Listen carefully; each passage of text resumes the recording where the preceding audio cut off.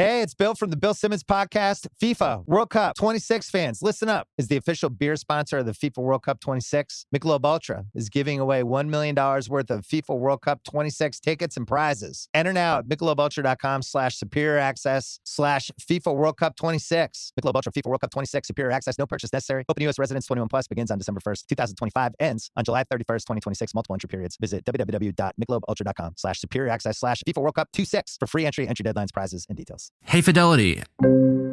How can I remember to invest every month? With the Fidelity app, you can choose a schedule and set up recurring investments in stocks and ETFs. Oh, that sounds easier than I thought. You got this. Yeah, I do. Now, where did I put my keys? You will find them where you left them. Investing involves risk, including risk of loss. Fidelity Brokerage Services, LLC, member NYSE, SIPC. Salut à toutes, salut à tous. C'est parti aujourd'hui pour la 4e étape du Tour de France. Est-ce que l'échappée aura enfin le droit d'aller au bout ? Là vraiment, je pense pas que les leaders et la Team Emirates vont se soucier de cette victoire d'étape. Mais il y a d'autres équipes qui pourraient être intéressées pour contrôler, et notamment la Lidl Trek de Mats Pedersen, parce que ça pourrait vraiment lui convenir.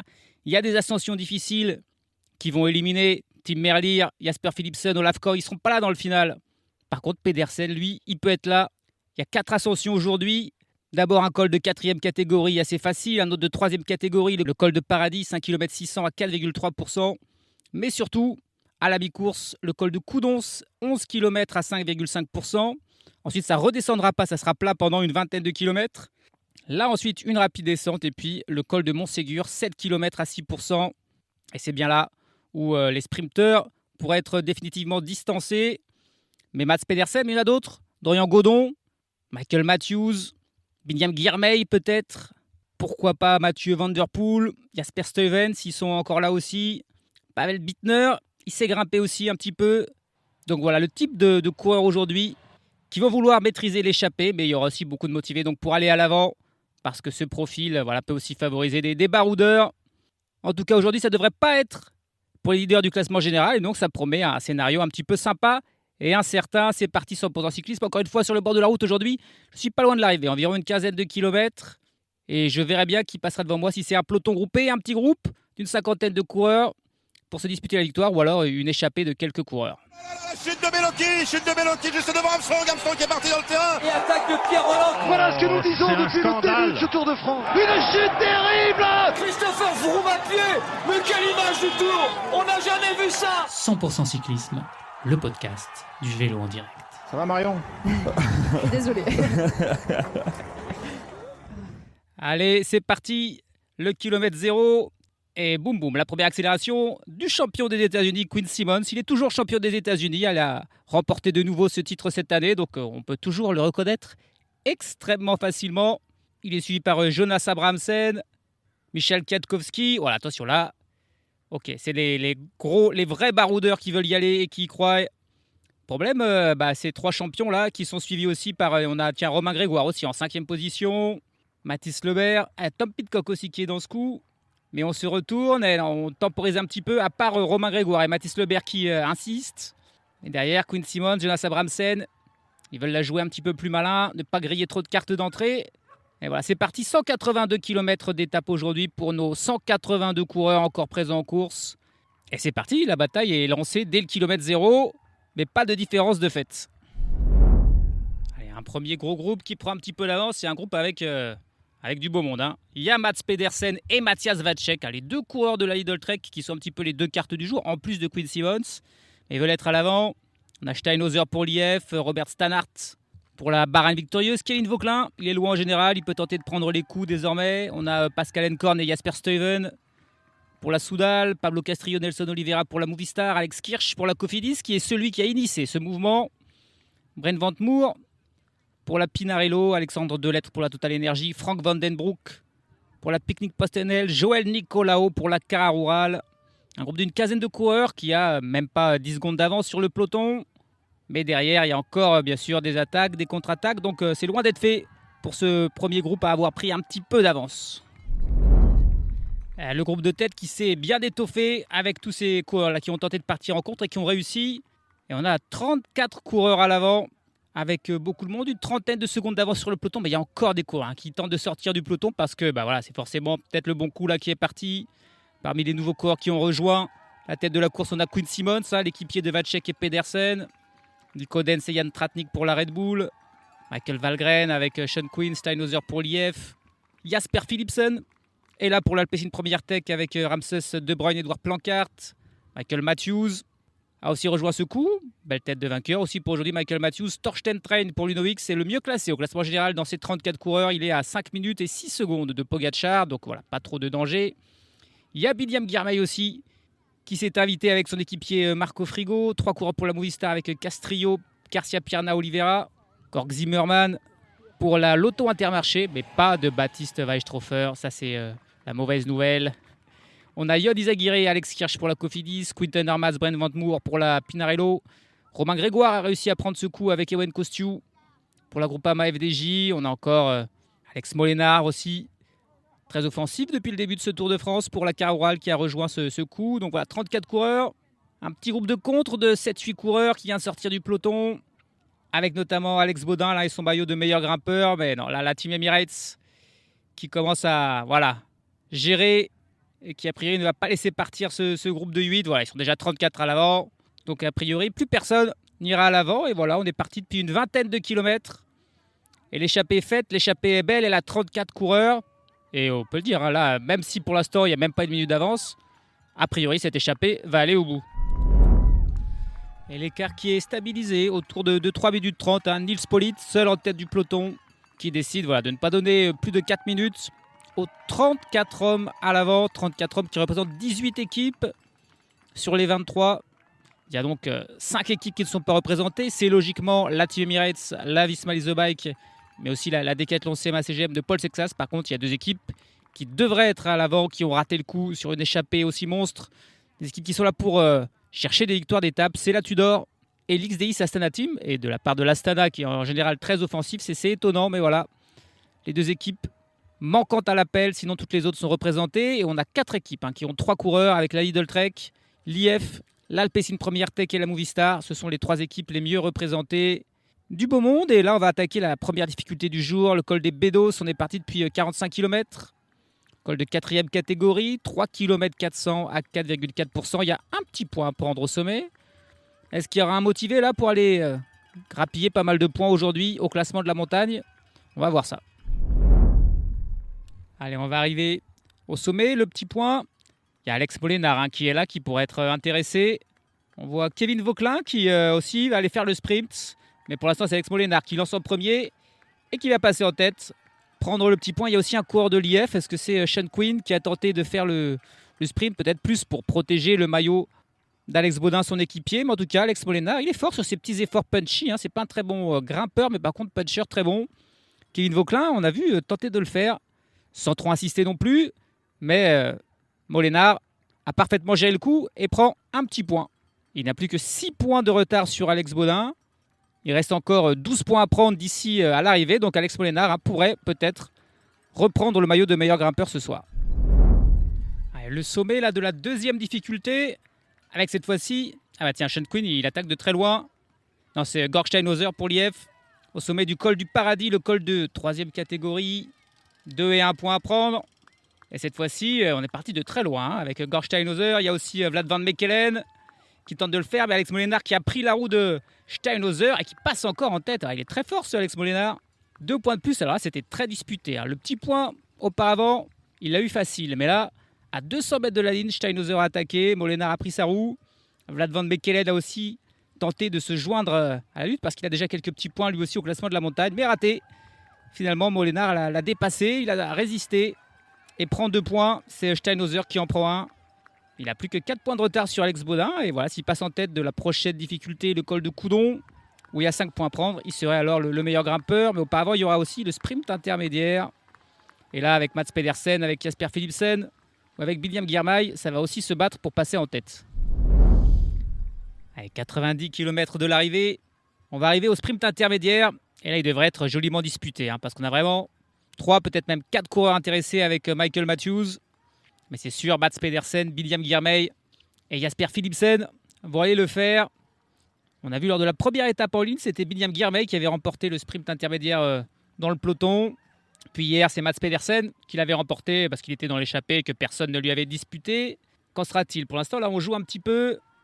Jasper Philipsen qui est mené par son équipier Ramses De Bruyne et il a immédiatement Girmay dans sa roue, Pedersen en 3e position. Je vois moins Michael Matthews. Allez, le sprint qui est lancé avec encore Binyam Girmay qui a réussi à dépasser Jasper Philipsen. Mats Pedersen qui revient, mais c'est encore Binyam Girmay. C'est encore Girmay qui s'impose sur ce sprint intermédiaire. Il a l'air en forme, Binyam.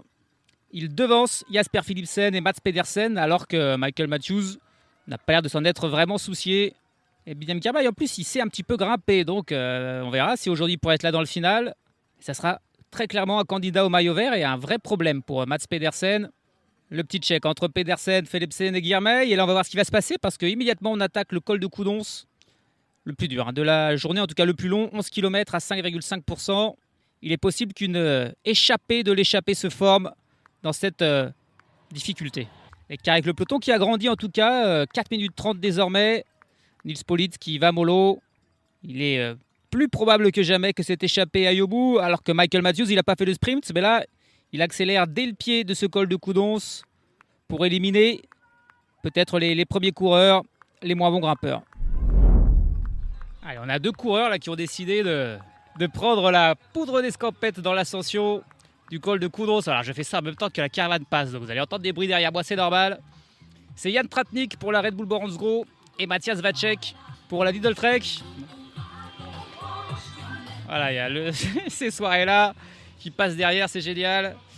Jan Tratnik, il y a 5 points à prendre, mais du coup, il n'y a pas notre ami Molenaar là, qui du coup ne pourra pas prendre les 5 points. Ça va être pour Jan Tratnik qui passe en tête devant Matthias Vacek et qui prend les 5 points. Ces 2 coureurs ont 50 secondes d'avance sur la plupart des autres. On a quand même Jasper Philipsen et Binyam Girmay qui ont immédiatement dit ciao dès le début de l'ascension. Ah, on a une chute là, non, mais c'est dans le peloton. Les coureurs de la NSN avec Simone Velasco aussi pour l'Astana. Jake Stewart pour la NSN, allez, ça va repartir. C'est un petit accrochage en arrière de peloton, c'est pas trop grave. Le peloton pointé à 6 minutes 30. Et ça, c'est important pour Thorsten Train. Si l'écart continue, il pourrait prendre le maillot jaune. Et là, on voit l'effort d'Alex Molenaar quand même pour aller prendre la 3e place au sommet du col de Coudonce. Il va prendre 2 petits points encore. Il lui en manque encore un peu. Il faudra qu'il soit bien placé au col de Montségur pour encore prendre des points. Et rattraper et prendre ce maillot de meilleur grimpeur à Alex Baudin. Are all batteries the same? That's like asking if all soccer players are the same. Take Messi, the most decorated player ever. Is there any other player who has achieved that? No, just him. Now take Duracell. Is there any other battery with power boost ingredients inside? No, just Duracell. Remember, goats only trust goats because they're built different. And Messi only trusts Duracell. Looking for a protein shake that tastes as good as it performs? Meet Rockin' Protein Max. Packed with 50 grams of fuel, it'll help you keep up when your day won't slow down.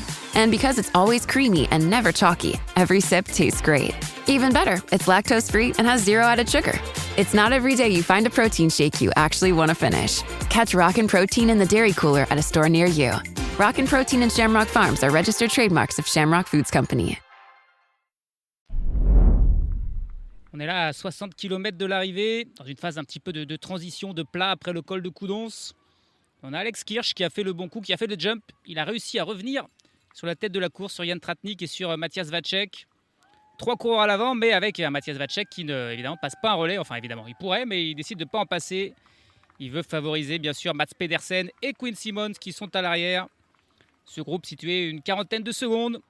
Un groupe où on a aussi parmi les favoris pour aujourd'hui Michael Valgren, Kevin Vauquelin, Jasper Stuyven, Michael Matthews, Pablo Castrillo, Raúl Garcia Pierna, Yannis Aguirre, Quinten Hermans, Romain Grégoire. Il y en a pour la victoire aujourd'hui.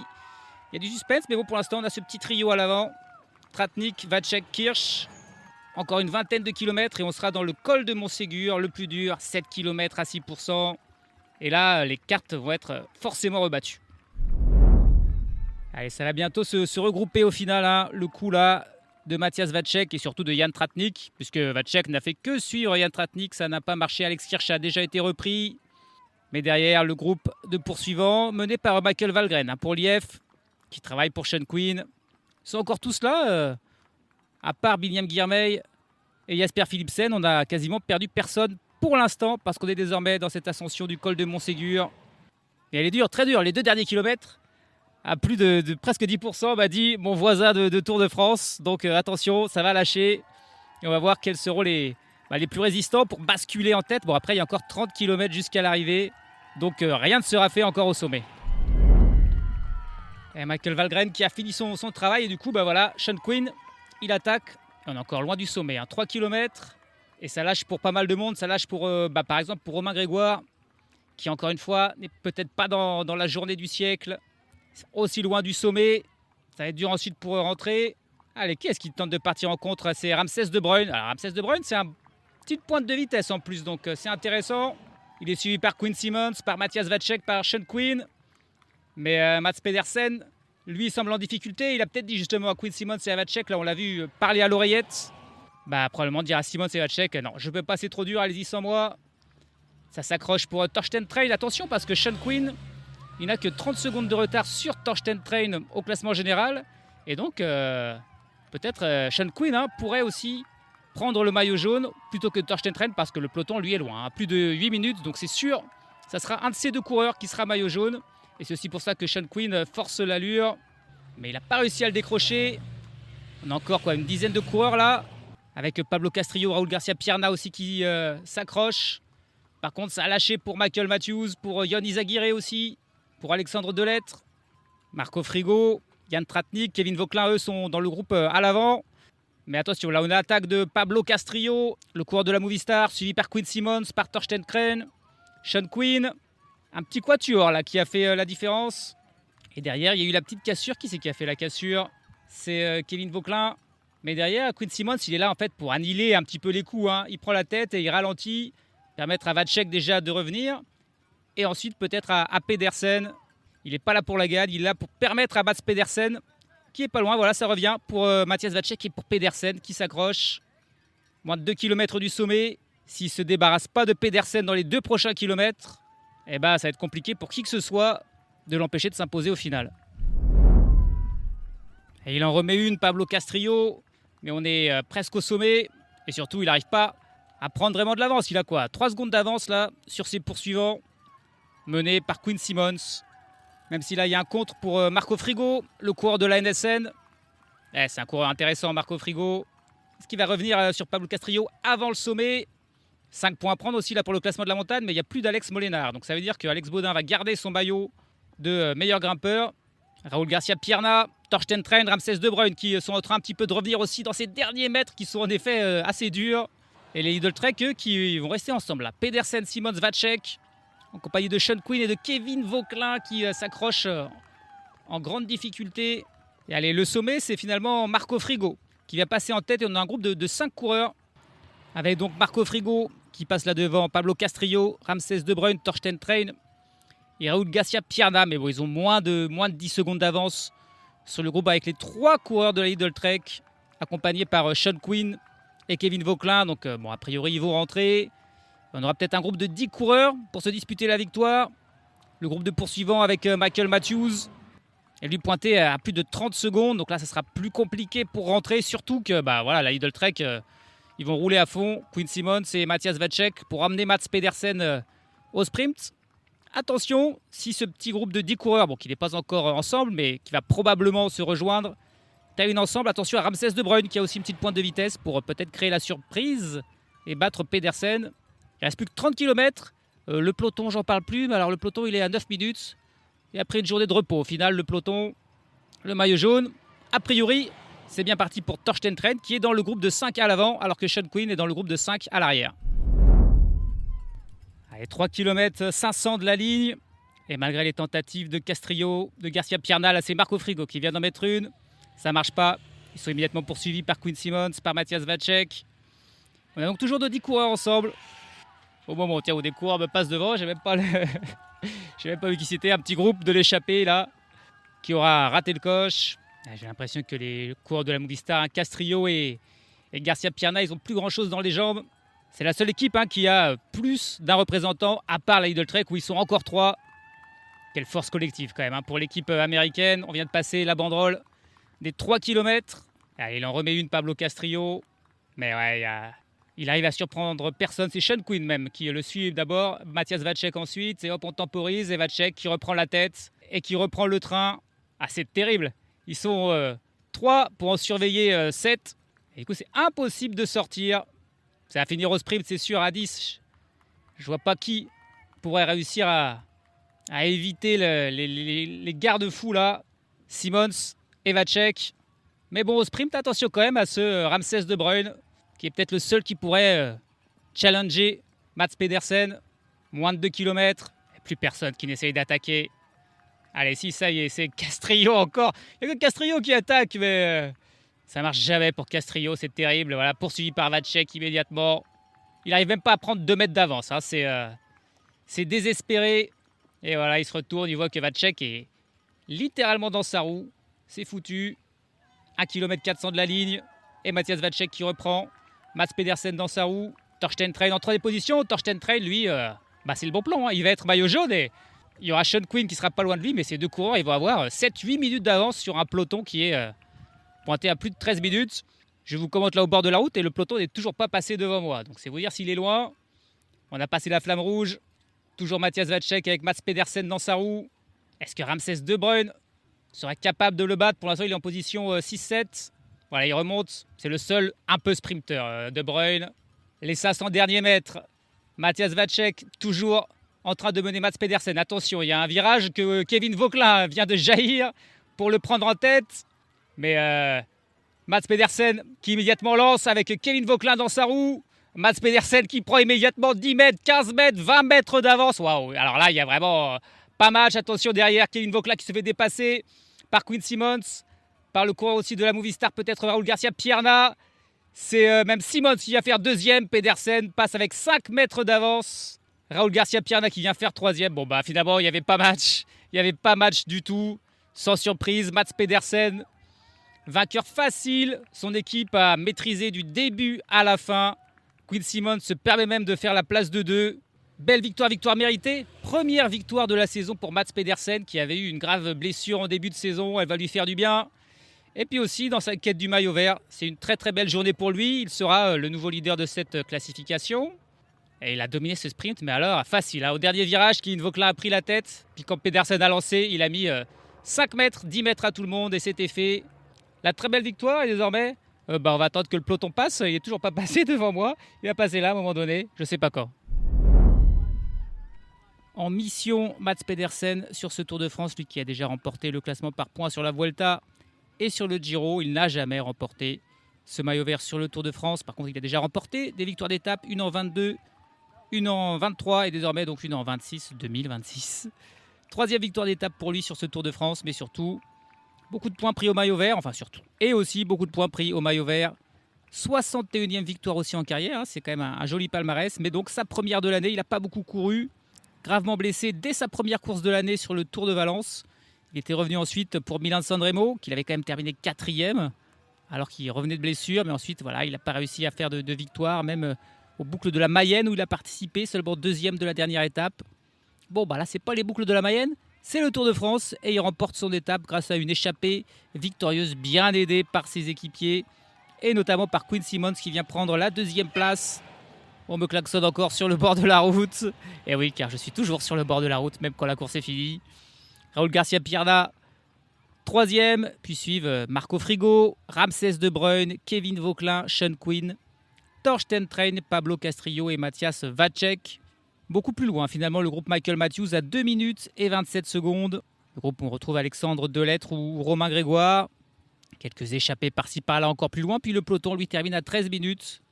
Un peloton qui avait commencé à maintenir l'écart à 3 minutes 30, puis qui finalement a vraiment laissé filer dans le final. Quelques coureurs, notamment des sprinteurs, et on continue de me klaxonner, ont perdu du temps. Et puis malheureusement, Kellan O'Brien, je l'ai vu passer devant moi 20 minutes après tout le monde. Il termine à 46 minutes et 2 secondes du vainqueur du jour, soit quasiment 10 minutes hors délai. L'Australien de la Jayco Alula est donc éliminé. C'est Arvid De Klein pour la Tudor en compagnie de 2 équipiers, Matteo Trentin et Marco Haller, qui à 25 minutes et 13 secondes auront fermé la marche dans les temps.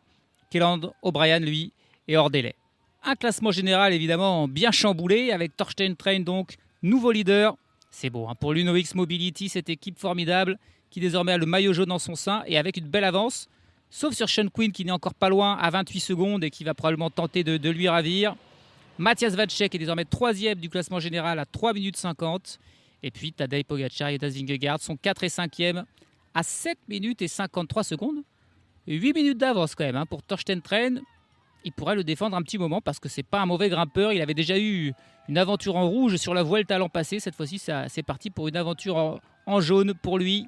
Et puis l'aventure en verte, elle est pour Mats Pedersen, largement leader désormais du classement par points avec 103 points. Pogacar, son premier poursuivant, en a 55. Alex Baudin n'a pas réussi à prendre l'échappée, mais il est toujours meilleur grimpeur avec 12 points. 2 points d'avance sur Alex Molenaar et 3 sur Nicolas Prodhomme.